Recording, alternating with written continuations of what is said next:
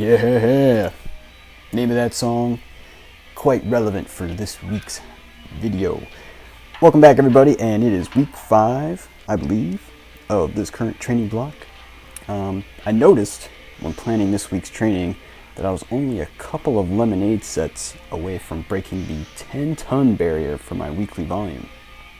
Thus, that became the goal for the week, which I am happy to report was achieved. Looking back to when I first started keeping track in this manner, in the first week of April, I started with just under 4 tons for the weekly volume on the main lifts.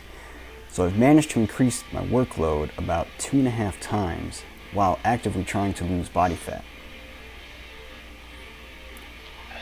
On the note of diet, this past week was good, not due so much to sticking with the actual plan, because that didn't happen, but more due to the fact that I was able to track everything I ate and could come up with a decent estimate for my daily maintenance calories, which happened to work out to 2450.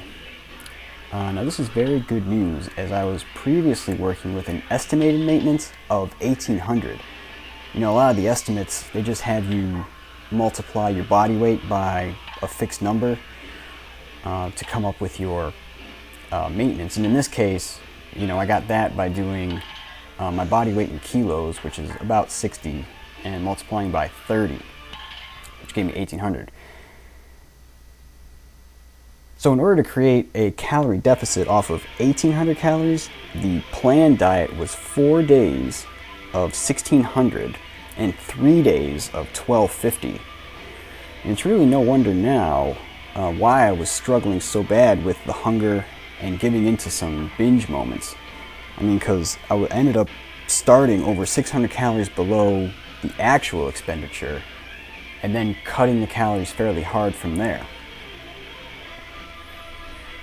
Now, whether or not the calorie deficit is huge or not, sooner or later your work capacity is going to take a hit. Right now, I am seeing that in my assistance work. The main lifts have been progressing nicely, you know, as you see, despite the deficit so far, but the accessory work is beginning to stall, and that seems to be, you know, the first indication that the diet's starting to take a little bit of a toll.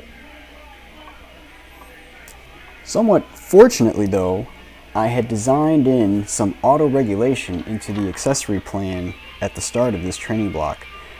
And the auto-regulation basically just gives you the opportunity, basically like when you're having good days, to go harder, and when you're not having good days, to go easier. It's kind of, you know, automatically built in.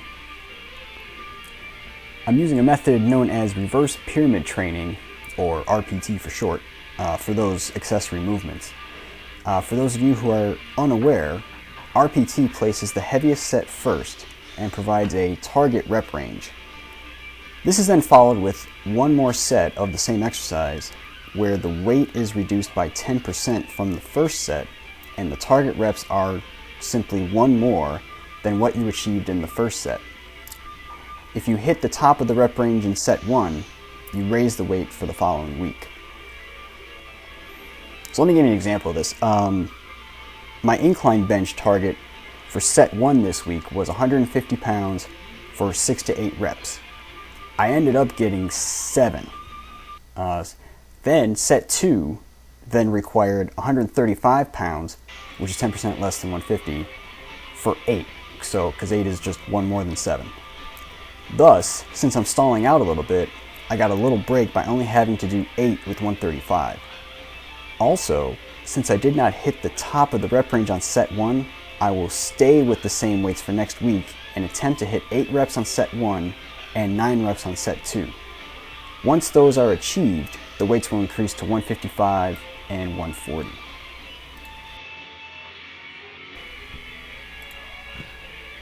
So now that I've talked a bunch about dieting to lose body fat, now I'm going to talk about gaining weight. So, how strong is muscle? Or, in other words, what is the strength to weight ratio of muscle mass?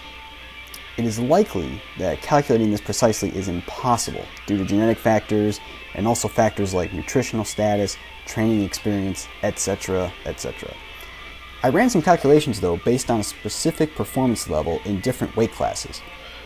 What I found was that from weight classes 53 kilos up to 66 kilos, you see roughly a 9-to-1 increase in the total of all 3 lifts to the increase in body weight, assuming of course that's entirely a gain in muscle and everything else being equal. I then used my own body composition estimates to see if that sort of makes sense. I currently weigh 130 pounds, which is 59 kilos. We know that the body is about 2/3 water, so in my case that's 86 pounds. My body fat is approximately 10%, so 13 pounds in my case. The skeleton weighs about 8 pounds in my case. Not worrying about things like organs and skin and hair, etc., gives me a potential maximum of 23 pounds of actual muscle protein. We know that muscle is approximately 70% water, so adding that back in gives a potential maximum of 76 pounds of muscle. So with my recently tested total of 850 pounds, that is, I divided 76 into that and got a ratio of 11-to-1, which is in the ballpark of the previously noted 9-to-1 calculation. You know, the reason I was thinking about all this was in relation to the goal of pushing my bench press up to twice my body weight. I was thinking about how much body weight I might need to gain in order to get there. So just some number musings about what may happen once I return to surplus calories. If you recall from last week, I noted that I have formulas that suggest that the ability to do 180 for 8 reps on the bench would equate to a 1 rep max of 225. This week, 170 went up for 8 reps 2 times. Both sets went well, and so that is progressing nicely.